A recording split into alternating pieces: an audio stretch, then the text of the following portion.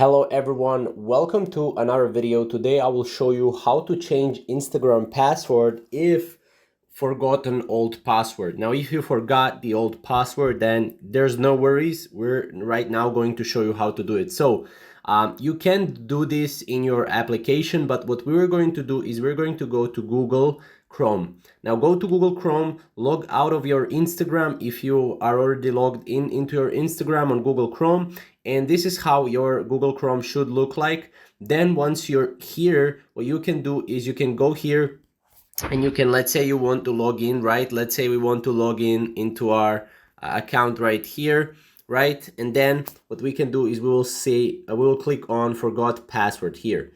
Now, as you can see, trouble logging in, enter your email, phone, or username, and we'll send you a link to get back into your account. Here, you can just type in, your account username, right? And then send a login link like that. And yeah, they will, as you can see, we also need to do this, confirm it's you to log in, right? You can click I'm not a robot and then click next. And yeah, like usually, and as you can see, email was sent.